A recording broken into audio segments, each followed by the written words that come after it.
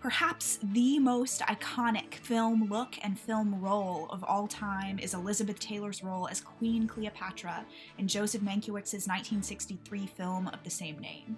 I will sign my name to this claim. Please direct all counterclaims to cawebster@davidson.edu, but I defy you to find a more beautiful, intriguing, glamorous starlet than Elizabeth Taylor, with a look more formidable, elegant, and intricate than this one. In the next several minutes, we're going to take a closer look at Taylor's Cleopatra, the work that went into this look, the reasons for its success, and its ripple out into the culture.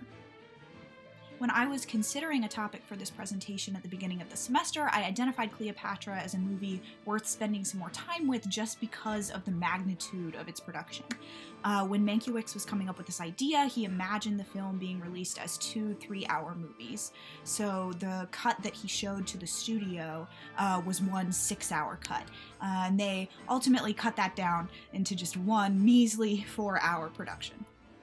Psych, that's still a super long movie. Cleopatra cost $44 million to make between 1961 and 1963. If you adjust for inflation, that's $373 million in 2020 money, which is so much money. To give you an idea, I found this book on the internet called How Much is a Million? It's a picture book, it's for kids, and it says that if you wanted to count out loud to 1,000,000, it would take you 23 days to do that. That means that it would take you more than 23 years to count out loud to 373 million, a number that puts Cleopatra among the most expensive films of all time. So if you haven't seen the movie, and also if you have seen the movie, you kind of ask yourself, well, why is it worth that much? And the answer is that Cleopatra came out at a really particular time when America was just in love with the Roman epic. So this movie is following on the heels of the likes of Quo Vadis, released in 1951, Ben-Hur, released in 1959, and Spartacus in 1960. And this genre is full of extremely high production value films constructed to display the spectacle and opulence of Rome. I'd say we really reached the peak of Roman epic in the late 50s, so Cleopatra was one of the last big screen smashes set in Rome for several decades. You get The Fall of the Roman Empire, released in 1964 right after Cleopatra, but then there's nothing else that's really very successful until we get Gladiator in 2000, which is, 40 years later. So if we roll with this idea that audiences were kind of getting a little bit tired of Rome by this time, it makes sense for Cleopatra to be sort of a send-off movie for the epic genre. So this movie tells the story of Rome in the late Republic through the lens of Cleopatra and her romances with the most powerful men in Rome and in the world. In her love stories with Julius Caesar and Mark Antony, we get to see the falls of the first and second triumvirates. Caesar is murdered on the Senate floor for his determination to single-handedly conquer the world like Alexander, which is a dream that in the movie we see Cleopatra kind of urging him to make his own. Then when Octavian, Caesar's nephew, fills kind of the power vacuum left by Caesar and rises to power in Rome, Cleopatra seduces his friend and political confidant, Mark Antony. And Octavian gets nervous about that, seeing Antony's proximity to Cleopatra and her political ambition and her corrupting influence. And this eventually leads to war between Antony and Octavian. And then that ends up leading to this joint suicide on the part of Antony and Cleopatra because Octavian wins. But as any good classicist knows, that doesn't mean that Rome has escaped this clutch of the power-hungry, because after the events of this film, Octavian actually becomes the first emperor, ending the Roman Republic and leading us into the Roman Empire. Characterizations of Cleopatra have changed in every historical era. Roman poets who were contemporary to her, like Horace and Virgil and Propertius, described her overwhelmingly negatively, as a monster, a drunk, a whore, and a barbarian. And then a little bit later we get other Roman writers like Plutarch and Suetonius reimagining her as a seductress and somebody who's just really determined to weaken and emasculate Rome. And this was because the Romans were afraid of the East and of Egypt, especially of Cleopatra, because if the East wanted to, they had the resources and the manpower to become the seat of the empire. If if they were willing to kind of just go all in and rise up against Rome. So to cast Egypt and its ruler as feminine and soft was a way for the empire to say, we're not afraid of you, which, to reiterate, they were.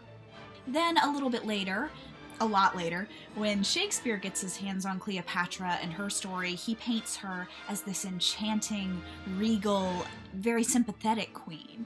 And England's fascination at this time with the exotic makes Antony and Cleopatra a very successful play. And the story remains popular throughout the years. So then we get to 19th century Orientalism, which really holds Cleopatra up as primarily a sexual force, somebody who's inviting male penetration and domination in the same way that Africa is so often in this time period cast as inviting colonization. And the Romantics take that narrative to what I would call kind of its logical end, twisting it into a Cleopatra who is mysterious, even vengeful or murderous, as though she's kind of reacting to this idea that she's inviting domination, which I think is really interesting. And then by the time that she begins to appear in film, she has become somebody who's very kind of elevated and unapproachable. Very unfortunately, no film survives from silent movie star Theda Bara's stint as Cleopatra in 1917, all having burned in a fire. But we do have these images of the scantily clad, vampy queen. The 1920s and 30s ushered in new ideals of womanhood and emphasized women's liberation. So the Cleopatra of Cecil B. DeMille's 1934 movie, played by Claudette Colbert, was a more glamorous and racy type of woman. She wears more clothing, but she flirts with the Romans to oppose the femininity of Egypt with their masculine Rome. Elizabeth Taylor's Cleopatra is even more clothed than Claudette Colbert. 3 costume designers worked together on this film, with one, Irene Sheriff, tasked only with the creation of Cleopatra's wardrobe. Sheriff designed a record-breaking 65 costumes for Taylor, though only 38. Only 38. Make it into the final cut. Taylor's wardrobe alone had a budget of $130,000. That's over $1 million in 2020 money. Now, Irene Sheriff is very accomplished. She came to Cleopatra already a 3-time Oscar winner for her work costuming An American in Paris in 1951, The King and I in 1956, and West Side Story in 1961. Her trademark reds, pinks, and oranges are notable across those films and in Cleopatra as well. The shapes she works with in these earlier films are fuller and flouncier than the sleek shapes that prevail in Cleopatra. By no means was Sheriff going for complete historical accuracy in her designs, but there is some evidence of historical inspiration in the way that Cleopatra dresses. There are only 2 artistic representations of Cleopatra surviving from her lifetime. This one, an early Egyptian relief, shows the queen in ceremonial wear, a broad collar and a long headdress. This look is represented at moments of ceremonial importance in the film, with intricate headdresses and similar long robes. At one point, Taylor is dressed as if in an ancient haik, a very thin sheet of fabric wrapped closely around the Egyptian royal's body. This gold dress bears a close resemblance to the silhouette of a haik.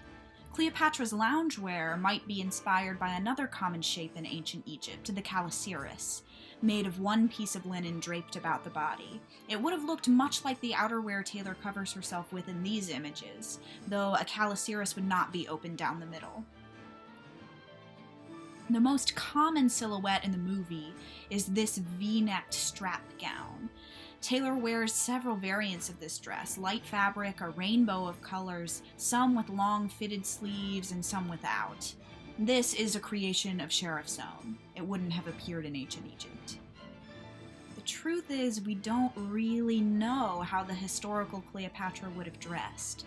Though she lived in Egypt her whole life, she was ancestrally Greek, like Alexander.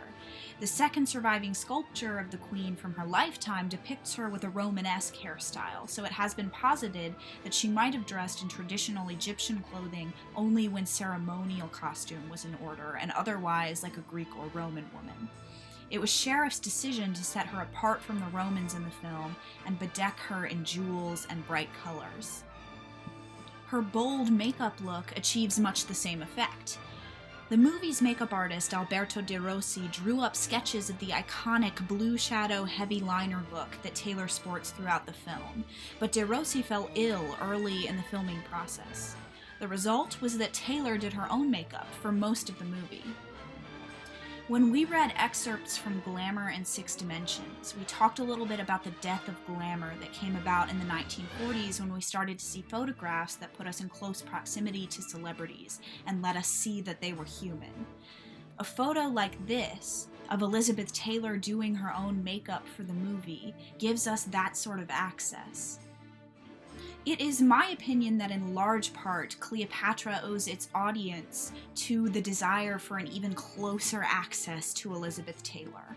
Judith Brown might be right that the decline of glamour photography knocked celebrities down a notch from beautiful alien to something a little bit more humanoid, but having one's purple eyes plastered across billboards and on magazine covers again and again does tend to drum up a following, and Elizabeth Taylor was this controversial celebrity who people watched obsessively and wanted to know more about.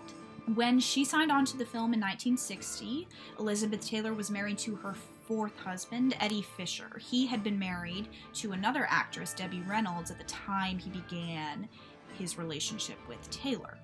So she had this scandalous reputation as a result of the affair she had had with him that had ended in their marriage. People called her a homewrecker and accused her of having stolen Fisher away from Reynolds. And then, during the filming of Cleopatra, Taylor began an affair with Richard Burton, who played Mark Antony in the film and was also married at the time. They became lovers while they were shooting in Italy and found themselves at the center of a very public and well-documented scandal, which only drummed up interest for the movie back stateside. People wanted to see Cleopatra because they believed that the on-screen romance between Cleopatra and Antony was actually an intimate look at the real-life affair that was going on with Taylor and Burton. But as they say, no publicity is bad publicity. Interestingly enough, this whole reputation allows Elizabeth Taylor to really convincingly build up the character of Cleopatra in the movie. In an early scene, Caesar discusses Queen Cleopatra's reputation with an advisor of his, who says that he's heard it's easier to identify Cleopatra's lovers by number than by name. Putting herself at the center of a modern sex scandal while shooting a movie about an ancient one entwines Elizabeth Taylor's identity really closely with Cleopatra's, which makes the character more easily accessible to the audience and the actress even more powerful and alluring than she is in her own right. If she shares a sexual identity with Cleopatra, why shouldn't she also be the leader of peoples? And who are we to question her or even look at her directly? Taylor's personal stardom didn't only garner attention for the movie from private fans. Magazines and marketing campaigns started paying particular attention to Cleopatra, hoping to harness Elizabeth Taylor's growing star power. Not only did Taylor up her game as a cover girl surrounding the release of the film, but makeup and fashion companies used her style from the movie to advertise perfumes, lingerie, eyeliner, and more. Here's a Colgate ad for Cleopatra Beauty Soap. And don't you wish you had desert dry deodorant for underarms like the Queen of Egypt?